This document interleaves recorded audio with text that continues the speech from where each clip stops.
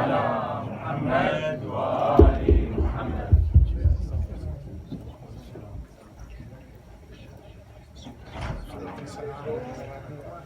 In the name of God, most merciful, ever merciful, and may God's peace and blessings be upon His holy Prophet Muhammad and the purified members of his household and progeny.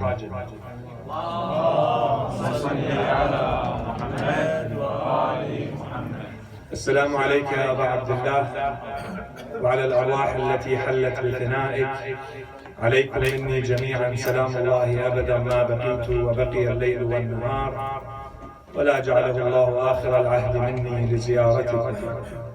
السلام على الحسين وعلى علي بن الحسين وعلى أولاد الحسين وعلى أصحاب الحسين. Brothers and sisters, Assalamu alaikum jami'an wa rahmatullahi wa barakatuh. Until now we have covered a certain amount of the historical precedents that led to the tragedy of Karbala. And included in them, we spent a little bit of time understanding the prohibition against writing in Islam.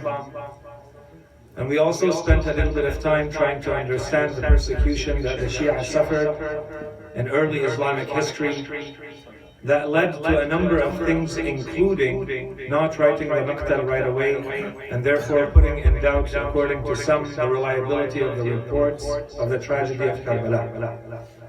So tonight, inshallah, we're going to continue with that second theme of the persecution of the Shia, while keeping in mind the main theme that we set for most of these discussions that we put in place, which was the importance of having the right source of knowledge in Islamic matters, as well as the dangers that are associated with not having the right knowledge and following the right sources of knowledge.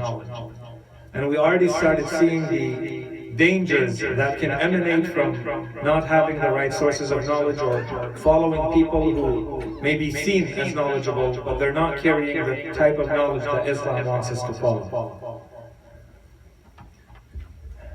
The next chapter where we stopped, if we look at the incidents of the history and the tragedy of Karbala, the next chapter should be the city of Kufa. And specifically, not because this is going to be a recounting of the historical events of Ashura. This is not what we're trying to do here. We're trying to look at some of the claims and some of the issues and questions related to the tragedy of Karbala. We're still asking the same questions that we've been asking. And the events have now led us to the city of Kufa, where there's a claim that has been made since early Islamic history. And the claim is that the people who killed Imam al-Husain alayhi salam are none other than the Shia of Imam al-Husain and Imam Ali alayhi salam.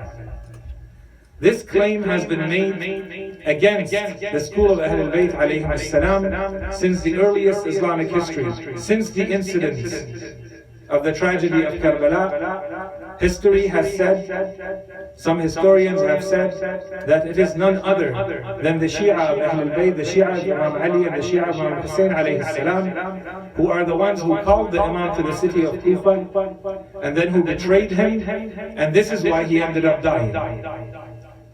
And the reason why the Shia exaggerate in the manner in which they commemorate the sorrowness and sadness of the tragedy of Karbala is because of the guilt that they have always felt for their betrayal of Imam al-Husain alayhi salam. This is the old version of the objection against, this is the old version of the objection against Ahl al-Bayt alayhim as-salam and their Shia. And this is not surprising when it comes from people like Ibn Taymiyyah, because they are followers of the version of Islam that Bani Umayyah put in place. And the origin of this objection comes from Bani Umayyah. They were the first, and their historians were the first to talk about this. The difference, however, and what I wanted to bring to your attention, and the reason why I'm mentioning this tonight, is that this objection has now reached people who are not considered to be theologians and partisans in Islam. They should be people who are considered neutrals, and they are considered to be objective. They are scholars living in the academic world for whom there should be no difference between who did what, and all that should matter to them is just finding the facts and finding the truth. So allow me to read to you from this book called Shi'ism by a scholar that is pretty well known in the world today. His name is Hamid Dabashi.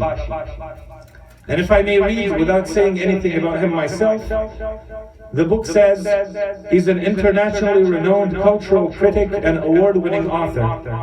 He's a professor of Iranian studies and comparative literature at Columbia University. He has a few dozen books, he has hundreds of chapters and articles, and he is presented not only as an Islamic expert, but as an expert on Shi'ism. And in fact, if you read the beginning of the book, he tells you about his childhood and how he grew in Iran and commemorated, along with his family, the events of Ashura and the events of Karbala. So with this kind of background, allow me to read a passage from page 84. In this passage he says, what remains after he has recounted a number of historical elements and analyses, what remains is the guilt of the Shia community for having abandoned Imam al-Husayn. All Shi'is, wherever and whenever they are, see themselves accused of being like the people of Kufa and having abandoned their Imam, their prince of martyrs, their beloved Imam Husayn. And then he continues, Imam al-Husayn is the murdered son of the Shi'is, paradoxically identifying with the primordial murder of which they seem to stand accused. The guilt of having abandoned and in effect having killed their son has had a gripping effect on the rest of Shi'i history. In short, I don't want to comment too much on the entire theory that he's presenting. He's basically packaging this same theory, the same claim made by the people who follow the Islam of Bani Umayyah and the Islam of Ibn Taymiyyah. He's repackaging it in a new thing that we're not going to talk about today, according to the theory of Sigmund Freud, about how a society or a community establishes holiness and sanctity around certain figures. And that's why he's referred to Imam Husayn alayhi salam as being the son of the Shia. We're not going to talk about that. The entire book crumbles if this main foundation of the book, the claim, crumbles, which is the Shia killed Imam Husayn alayhi salam. So what we want to do over the next little while, the minutes that we have, is to look at the city of Kufa and to try to see what led to the killing of Imam Husayn alayhi salam and who were really his murderers. Were the Shia the ones who killed the Imam? Is that claim sustainable? Is that claim valid? Can someone maintain that? Or are these more distortions that were added in history? The city of Kufa, as we have already mentioned a few times by now, the city of Kufa was considered a metropolis. And that city grew, especially when Imam Ali alayhi salam decided to move the seat of the Khilafah of the Islamic world to that city. When we say a metropolis, we're basically saying that it's a city at the intersection of cultural and economic and military activity in the world. And that's exactly what it was. If we look at the constitution, the demographics and the constitution of the city of Kufa, we see that it was made up of all sorts of people, coming from all sorts of different backgrounds, all sorts of ideological, theological, and political backgrounds. That's one thing to keep in mind. A second thing to keep in mind is that the people who tell us about the city of Kufa describe it mainly as a military city. The city of Kufa often used to be used by the armies going to war or coming back from war or waiting for their instructions. They would use the city of Kufa in that manner, which already starts telling you what kind of people are there. And as for the inhabitants of the city of Kufa, while some people lived in the city of Kufa itself, the majority of the people who were the real Kufans and the residents of Kufa lived on the outskirts of the Kufa, in little towns and villages. Another thing to keep in mind. And finally, let's spend a little bit of time understanding this term that we often find and which may cause some distortions when we do historical analysis, the term Shia. At that time, the term Shia simply referred to people who are followers of a party, followers of a man, followers of an idea. And that's why if you go back in history to that time, the Shia who lived in Kufa, some of them were the Shia of Muawiyah, and some of them were the Shia of Yazid, and Bani Umayyah, and there were the Shia of Uthman, and then there were the Shia of Ali. So the term, if it's not properly used at that time, did not mean what we understand today theologically as someone who believes that there is a person who is divinely appointed and who is infallible and who has to be followed. That was not the understanding of the term at that time. We also need to add a few more points. These things that we're saying right now, this analysis, this was not added later in history. Already in the time of Imam Husain alayhi salam, when he announced that he was going to go to Kufa, those who were advising the Imam told him not to go to Kufa, specifically for the reasons that we mentioned. They told the Imam the city of Kufa cannot be relied upon because it is made up of all these different groups. They are not all of them your Shia. There are Shia of Ahlul Bayt in the city of Kufa. But the city is not entirely made up only of Shia in that sense. It is made up of all sorts of parties and thoughts and movements. So it's impossible to control a city like that. It's unpredictable. In fact, we are told, just to know what kind of religious and political and cultural activity there were, we are told in some narrations in history that when Muawiyah initially tried to appoint his son, he consulted some of his closest allies. And he told them, I want to appoint my son as heir to the throne, Yazid as heir to the throne. And some of them objected. Al-Mughira told him to wait. But he decided, by listening to others, he finally decided, I'm still going to go forward with this. So when Al-Mughira saw what Muawiyah was doing, he still wanted to be on Muawiyah's side and show him that he was loyal to him, although he knew that Muawiyah had not followed his own advice. So he went to the scholars of the city of Kufa, and he gave them money. And he told them, if you want to be in a good position, then go rush to Muawiyah and pay allegiance to him. Give him your allegiance, that his son is going to be your Khalifa when he dies. And so they went to Muawiyah and they gave him their allegiance and they told him, we are shaking your hand on the fact that we accept your son Yazid as our Khalifa when you die. And this was before Muawiyah had publicly announced that he wanted to make Yazid as his successor. So Muawiyah knew something was up. So he told them, who sent you and how much did they pay you? And they said, Al-Mughira sent us and he paid us 30,000 dirham each. And he told them, how cheap and fickle is your religion that you can be bought off with 30,000 dirham. And then he accepted their allegiance. And they went back to the city of Kufa, and they were some of the scholars of the city of Kufa.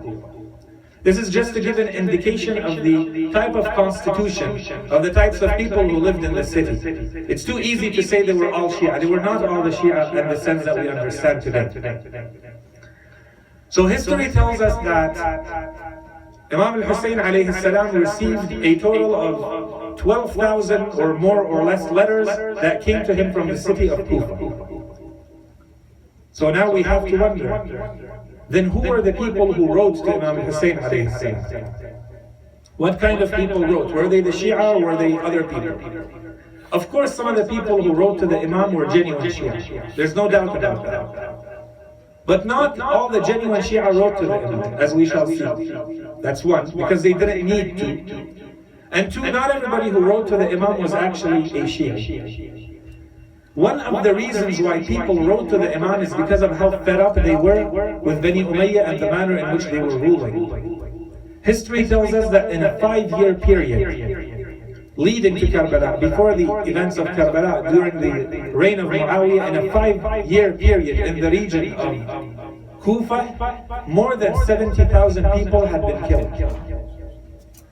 People were fed up. People were looking for a just ruler. So when they heard that there's a possibility that Imam Husain alayhi salam comes to them, they rushed to write to him.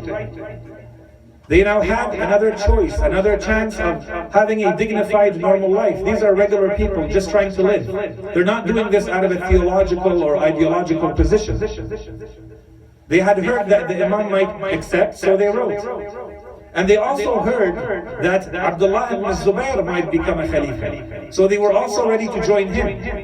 Which tells us that this is not a theological position that they had with regards to Imam Husain alayhi salam. So what did they say in their letters? They told the Imam, it is time for you to come. The time is right and the time is now. We have stopped even following the orders of the governor, Nu'man ibn Bashir. We no longer even go pray behind him. Everything is prepared for you, the time is right, now is the time for you to come. So because of the political, the religious, the social world that we were describing, and the fact that, and we don't have time to go through this, Yazid was sending assassins to kill Imam Husain alayhi salam. And there are many reports about this. When the Imam went to Hajj, there were more than 40 people carrying knives, doing tawaf, trying to kill the Imam when he was performing his Hajj. So the Imam knew that he was in a difficult position, and he in the end decided that he was going to accept initially these invites, this invitation from the city of Kufa. So the Imam decided at that point that he was going to send an ambassador to the city of Kufa, and the ambassador was Muslim ibn Aqil. He was going to send a representative to see the extent to which these people are going to support him, and to try to prepare the ground for him so that he can come and take over when the time is right. And this was supposed to be a few months before the Imam reaches himself. I think here we should stop just a few minutes to talk about this person, this figure, the personality of Muslim ibn Aqil. And we don't have time to spend to detail his biography. This is a man who, right from the beginning of his life, was praised by the Holy Prophet. This is a man who was praised by Imam Ali alayhi salam. This is a man who was then praised by Imam al-Hasan and then praised by Imam al-Husain. Muslim ibn Aqil was born the same year that Imam al-Hasan was born. He was the same age as Imam al-Hasan alayhi salam. And we are told that he was born 1 year before Imam al-Husain. And when he was very young, the Holy Prophet came to his father, Aqil. Aqil being the brother, the older brother of Imam Ali alayhi salam. Imam Ali had 3 brothers, Talib, Ja'far and Aqil. He came to Aqil and he told him, I love you 2 loves. I love you for your own sake, for who you are, and I love you for your father's love, Abu Talib, my uncle. For his love for you, I also love you for that. And this is an argument that we keep in our back pocket when they say that Abu Talib was not a believer. The Holy Prophet is saying that if Abu Talib loves someone, then that person is worthy of being loved. In any case, and then the Prophet continues and he tells him to Aqil, he tells him, and your son, pointing to Muslim, and your son shall die defending my son. So we already have a testimony from the Holy Prophet about him. And then if we fast forward about the youth of this man, we are told that by the age of 17, Muslim ibn Aqil had become a ferocious and brave warrior. In a society of warriors, he had become such a warrior that they designated him a commander of one of the armies that was sent to Turkey at the age of 17, where he conquered lands and he came back victorious. And then we fast forward to the time of Imam Ali alayhi salam, and we see in the battle of the camel, Imam Ali alayhi salam, when he stepped in front of Aisha and Talha and Zubayr, he said, I have to my right Malik al-Ashtar, and I have to my left Ammar ibn Yasir, and I have behind me Al-Hasan ibn Ali, Al-Husain ibn Ali, and Muslim ibn Aqil. And if we fast forward to the battle of Siffin, the same thing happened, but in this case, Muslim ibn Aqil was actually promoted. The Imam came forward and said, I have Malik al-Ashtar still on my right, and this time Muslim ibn Aqil was on his left. And many of the other companions were behind the Imam. And if we go back in history, we are told in the battle of Siffin, for instance, at some point Muawiyah was sitting with Umar ibn al-As on a high place to see the entire battleground. And we are told that at some point he was looking at a man who was completely masked and covered. And the manner in which he was fighting, Muawiyah looked to Umar ibn al-As and he told him, who is that Iraqi fighter? If I couldn't see Imam Ali, if I couldn't see Ali ibn Abi Talib elsewhere in the battlefield, I would say that this is Ali ibn Abi Talib. Who is this man? And we are told that Amr ibn al-As told him, I don't know who it is. Why don't you go ask him? And Muawiyah told him, why don't you go fight him? And so we are told Amr ibn al-As came to the battlefield and stood and called the man and told him, come here. And the man came and he was masked. And he told him, go ask permission from your Imam so that you may enter in a duel with me. And the man said, okay. And he went back to Imam Ali alayhi salam and he told him, he's asking for a duel. May I enter in a duel with him? And this is only our Imam, Imam Ali alayhi salam, who told him, no, don't enter in a duel with him. I want to enter in a duel with him. And the Imam covered his face in the same manner and came to Amr ibn al-As. And Amr ibn al-As, when he saw him, he told him, did your Imam give you permission to fight and enter in a duel with me? And the Imam did not say yes or no. All he said was to recite the verse of the Quran, أُذِنَ لِلَّذِينَ يُقَاتَلُونَ بِأَنَّهُمْ ظُلِمُوا. It has been permitted for those who have been wronged to fight. And so the man took this as a permission. But as soon as the duel started, the man realized who the duel was with. And the man realized that he was going to be killed right away in a few instants at the hands of Imam Ali alayhi salam. So instead of fighting, history tells us that he pulled down his trousers to show his private parts to the Imam. And so the Imam turned his face so as not to see this disgraceful, shameful act. And the man ran away back to Muawiyah. This was the battle of Siffin and the position of Muslim ibn Aqil in the battle of Siffin. And he continued with the Imam in the battle of Nahrawan. And during the Khilafah of the Imam would use him to go collect the zakat from all the different towns, which also adds to his trustworthiness. And if we fast forward to the time of Imam al-Husain alayhi salam, when the Imam wanted to send him as his ambassador, he wrote a letter to the people of Kufa. And that letter is extremely significant. We just said that Muslim ibn Aqil was the son of the uncle of the Imam, which means that he was his cousin. The letter does not start by saying he's my cousin. The Imam starts the letter by saying, I have sent to you my brother. And then the second word is, and my cousin. I have sent to you my brother and my cousin, and look at these words. And the most trustworthy man in my household. The Imam had people like Ali al-Akbar and Al-Abbas alayhi salam with him in his household. And yet he is saying, I'm sending you the most trustworthy man of my household, Muslim ibn Aqil. I don't know what greater praise a man can get from Imam al-Husain alayhi salam. And so he was sent to the people of Kufa. When he reached the people of Kufa, in the meantime, Yazid had received news that the governor of Kufa was too soft. And Nu'man ibn Bashir was losing control. So he appointed, despite the fact that he despised and hated this man, he appointed Ubaidullah ibn Ziyad, who was the governor of Basra. He appointed him to come to also become the governor of Kufa. for one reason and one reason alone, because of his cruelty and ruthlessness. No other reason. Because he hated him. But those around him convinced him that this was the right man, because he needed someone who was ruthless for these conditions in Kufa. So Ubaydullah ibn Ziyad came to Kufa dissimulated. He came in and the people did not realize that it was him. They initially thought that it was Imam Husain alayhi salam. And right away he started working to see what was going on.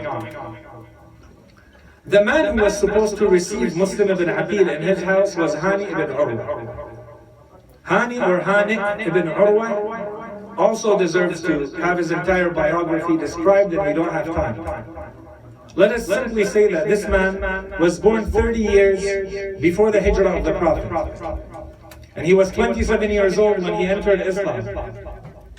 If you keep that in mind, this basically means that this man, at this time when we're talking about, he would be over 9 years old.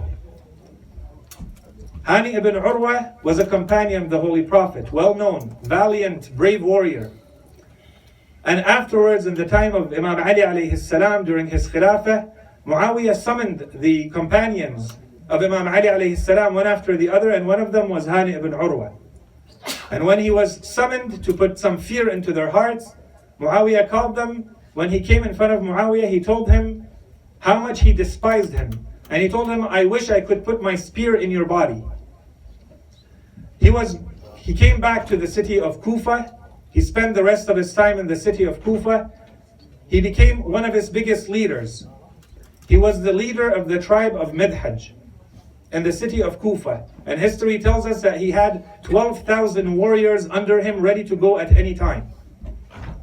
So he was a political leader, he was a military leader, and he was one of the companions of Imam Ali alayhi salam in all his battles. And now he was working with Imam Husain alayhi salam. His role was to prepare the ground for Muslim ibn Aqil. So when Muslim ibn Aqil reached, Hani ibn Urwa started working with him, making sure that he had everything he needed for Imam Husain alayhi salam to come. When he first reached, Hani ibn Urwa is the one who organized for people, as we said, in the outskirts and the towns, to come and do bay'ah to Muslim ibn Aqil, to have Imam al-Hussein as their Khalifa. And he is the one who would have organized over 18,000 people to come and pay allegiance to Muslim ibn Aqil. History tells us that when Muslim first arrived, he went to the house of Al-Mukhtar. Al-Mukhtar, who was one of the Shia of Imam Ali alayhi salam, was also the son-in-law of the governor, the previous governor, Nu'man ibn Bashir. So this was a strategic location for Muslim ibn Aqil. But then what happened is that they saw Ibn Ziyad come, so Muslim ibn Aqil moved from this house to the house of Hani ibn Urwa. And here we have an incident that history tells us, very famous incident, reported in different versions. One version is that there was a man by the name of Shuraik. Shuraik prepared his house because he knew Ibn Ziyad, the moment he would come to see him to ask about the affairs of Kufa. So he told Muslim ibn Aqil, when he comes, hide in my house and I will give you a sign. When you see the sign, come out and kill Ibn Ziyad. So history says that Muslim ibn Aqil hid in the house and Ibn Ziyad came and the man started showing the sign. And they say the sign was simply removing his turban. So he removed his turban, but Muslim ibn Aqil would not come out. He put it back on and he removed it again and he wouldn't come out. He did it 3 times. And then he read verses of poetry that basically say this is the time, this is a time of life and death. This is the time where you must strike him. Muslim ibn Aqil still didn't come out. Ibn Ziyad felt that there was something not right in the whole situation. He left very quickly. When he spoke to Muslim, history tells us Muslim said, he gave as reasons for why he did not come out and just kill Ibn Ziyad, Ubaydullah ibn Ziyad from behind. He gave multiple reasons depending on which narration we have. One narration says, he said, I heard the Holy Prophet say, you do not kill a man from behind. That's cheating. That's betraying. In another narration we are told, he said, I'm not from a house of cowards who backstab people. If I'm fighting someone, I fight him from the front. And we also have some narrations that say that the wife of the owner of the house had begged him not to see any blood spilled in her house. And he had given her his word that no blood would be spilled. The reason I'm mentioning this is some of our scholars have come to this incident and they have said that this incident is very, very dubious, very questionable. This entire incident may have been a fabrication of Ubaydullah ibn Ziyad.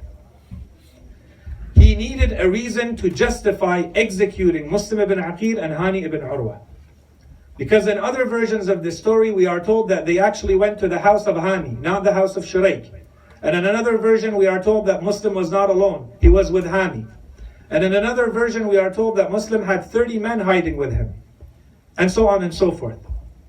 In any case, the orders were written that Muslim and Hani need to be executed for conspiring against the Khalifa of their time and the governor of their time. At this point and after these incidents, things started to move very quickly. We are told that Ibn Ziyad at that time hired one of his spies, gave him money and told him, go and give this money and tell them this is money for the sake of the movement of Imam Husain alayhi salam. And this way you're going to find all their commanders and where they are and how the money is going to be used.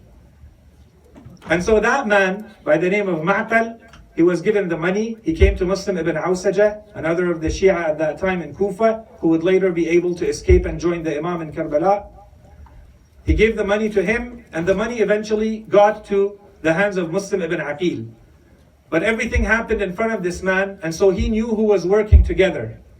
And he knew the details and the timelines and the plan. He came back to Ibn Ziyad and he told Ibn Ziyad, this is what they did. And this is who is working together with who. So at this point, what did Ibn Ziyad do? At this point, Ibn Ziyad called Hani ibn Urwa to the palace. And he told him, I have evidence that you are conspiring with Muslim ibn Aqil and others against me and against the Khalifa of your time. Tell me where Muslim ibn Aqil is right now. Hani ibn Urwa refused. As we said, this is a man of over 9 years old now. He refused to say where Muslim ibn Aqil was. So Ubaydullah ibn Ziyad, we are told, he had a stick in his hand. He beat the stick on the face of Hani ibn Urwa until the stick broke. And then they took Hani ibn Urwa and they threw him in jail. In the meantime, his tribe, Madhij, they got very worried. So they came to the palace asking about their leader, about Hani ibn Urwa. The governor did not meet them. He did not bother to come out. Who did he send? A man that we've talked about a few times now. He sent his jurist. He sent Shuraih al-Qadi, who was fully aware that Hani ibn Urwa was about to be executed. So he came and he met with them because Ubaydullah ibn Ziyad knew that if he could calm them down, they would believe him because he's trustworthy. So he came out and he told them, why are you asking about Hani? Hani is well. Everything is good. He is simply having long discussions with the governor right now, and he will come out in due time. So they left. Muslim ibn Aqil realized that there's something not right. Hani ibn Urwa has been captured. So he started sending signals for people to start moving in the city of Kufa. The people came in the thousands and they gathered in the palace. The palace had all of its doors open at that time. The courts of the palace filled with thousands of people who were starting to protest and question what was going on. And there were thousands of people in the streets. Ubaydullah ibn Ziyad ordered that the houses of the palace be closed, and the army massacred everybody who was inside the palace. And then the people who were outside, not knowing what was happening, Ibn Ziyad sent people and some of his agents to them, telling them, we have heard, to start the rumors, we have heard that there are gigantic armies, the likes of which you have not seen, who are being sent by Yazid to Kufa. So it would be better for all of you to stay in your homes. And they say, history says that they worked a lot on the women to convince them to stay in their homes at that time. And in the meantime, some of the biggest personalities had all been jailed as well. So that includes Maytham al-Tammar, that includes al-Mukhtar, and that includes many of the others. So Muslim ibn Aqil, at this point in time, at this juncture, started to feel like he is all alone in that city. We are told that he entered the mosque. When he would enter the mosque before, there were between 13 and 18,000 people who would, 30 and 18,000 people who would pray behind him. Now when he entered the mosque, there were 30 people standing. And by the time he was finished with his prayer, there were 3 people left. And by the time he walked out of the mosque, no one would walk with him in the street. And then he went and he would walk around wondering what to do, and his main preoccupation being Imam al-Husain alayhi salam, because he had previously sent reports to the Imam that things were good in the city of Kufa and you may come. So Muslim ibn Aqil started to walk around until he reached the house, and he just stood there, and that was the house of the famous Shi'i woman by the name of Taw'a, who took Muslim in once she realized who he was. As soon as she realized that he was the nephew of Imam Ali alayhi salam, she took him in. She gave him water, she allowed him to shelter in her house. He spent that night entirely in worship all the way to the morning. The problem was not with Taw'a, but with her son.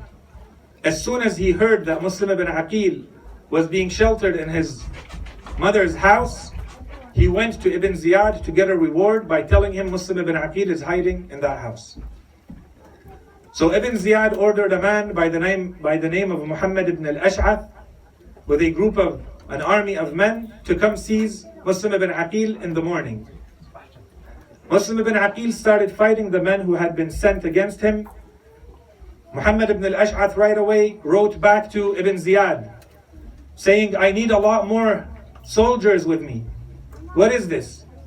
And Ibn Ziyad replied saying, or writing back or saying to the messenger, have I not sent enough men? I've already sent you 300 soldiers. And the reply of Muhammad ibn al-Ash'ath was, do you think that you have sent us to capture one of the gardens of flowers? You have sent us to capture the nephew of Ali ibn Abi Talib. Send more men. And so hundreds of soldiers were sent, and they surrounded Muslim from every side, and they threw rocks at him, and they dug a ditch in which he fell. Then they hit him on the head with a rock and a bar, and they tied him, and they dragged his body from that ditch to the palace. Once he was brought into the palace, he was brought to the top, where Amr bin Sa'd and Ubaidullah bin Ziyad were waiting. They told him, do you have any last wishes? He said, yeah, I have 3. The first one is that I have a debt. These are all lessons for us. He said, I have a debt. I would like you to pay for my debt with my equipment and my horse. They told him, we'll do that. Secondly, he said, I would like to be buried an Islamic burial. They said, you will not get that. And then he said, my third wish, which was his main concern, Muslim ibn Aqil. He said, my last wish is that you inform al-Husain ibn Ali not to come to the city of Kufa. And they said, we will not do that. And then he cried out in a loud voice, Assalamu alayka ya Aba Abdullah, and he was beheaded. And his body, his corpse, was thrown from the top of the castle to the ground, and they kept his head to bring it as a prize and as evidence to Yazid. Then, I will spare you the details and I'm out of time. Then they captured 2 of the sons that were with him. Muslim ibn Aqil had 2 of his sons with him in the city of Kufa by the names of Muhammad and Ibrahim. One was 11 years old and one was 9. Both of them were beheaded. And then they came to Hani ibn Urwa. They took him out of jail. And they brought him and they wanted to prepare him to be executed. So they wanted to behead him. They struck him once with the sword. And history tells us that he did not die with the first blow. So Hani ibn Urwa turned his head to the heavens at that time and he said, it is a source of pride for me that I will meet my Lord in this state while defending the grandson of his holy prophet. And then they beheaded Hani ibn Urwa, and they threw his body on the ground from the top of the castle. And they tied the bodies of Muslim and Hani together, and they dragged them in the streets of Kufa, so that everybody would see and it would be a lesson for them. Further degradation and humiliation. And we are told that when a man came and said, "This is completely disgraceful. How can you conduct yourselves in this manner with people like Hani ibn Urwa and Muslim ibn Aqil?" That man was also killed, and his body was tied with theirs. And they dragged them in the city of Kufa until they were done. Then they threw their body in a dump in the city of Kufa. And we are told at night, the wife of Hani ibn Urwa, Ruwayha, came out with the wife of Maytham al-Tammar, who was in jail at that time. And those two women came and found the bodies, and they dug graves for them beside Masjid al-Kufa, and they buried them there where they are still buried today. I hope that with this presentation and with this discussion, it becomes clear who the killers of Imam al-Husain were. No one can come and say the Shia of the Imam killed the Imam. In the city of Kufa, we are told, after Muslim ibn Aqil tried to make the people move and the people were captured in the palace, we are told that there is a place, the square of the city of Kufa, called Sahat Kanasa. We are told that between 10 and 12,000 people were killed in Sahat Kanasa at that moment. Apart from the people who were jailed, and apart from the people who were killed in the palace, that Saha, that square, became a bloodbath. And the majority of those people were the believers and the Shia of Ahlul Bayt alayhim as-salam. It is too cheap for someone then to come later and to say that those who killed Imam al-Husayn alayhi salam were the Shia. Umar bin Sa'd and Ubaidullah bin Ziyad and Shimr bin al-Jawshan had nothing to do with the Shia. And when they were done their missions in Karbala, they all returned to Yazid to get rewards for having completed their missions appropriately. Sure, in history we are told that Yazid, after he saw the backlash, when he saw how people started to revolt against him, after when we said Sayyidah Zainab alayhi salam and Imam Sajjad alayhi salam were allowed to speak, and people started to realize what had happened, we are told that publicly Yazid ibn Muawiyah started to curse Umar ibn Sa'd and Ubaidullah bin Ziyad, so as to distance himself from them and say, I have nothing to do with this. They worked all on their own. But this is too easy now to analyze and to bring back to who was the head of that government and how these people were behaving during that time and going back and following his own orders. We ask Allah subhanahu wa ta'ala to give us the type of knowledge where we recognize the truth, the type of knowledge that we saw with people like Hujr ibn Adi and Hani ibn Urwa and Muslim ibn Aqil. Not the type of knowledge of people like Shuraih or academics or religious scholars who would come later with all sorts of distortions that would make people completely astray from the guidance. We ask Allah subhanahu wa ta'ala to give us the type of knowledge to bring us closer to Him, to increase our faith and our sincerity, and make us love those that He loves and who love Him, Muhammad and his family. Assalamu ala al-Husayn wa ala Ali ibn al-Husayn wa ala awlad al-Husayn wa ala ashab al-Husayn wa sallallahu ala Sayyidina Muhammadin wa ala alihi at-tayyibin at-tahirin. Allahumma salli ala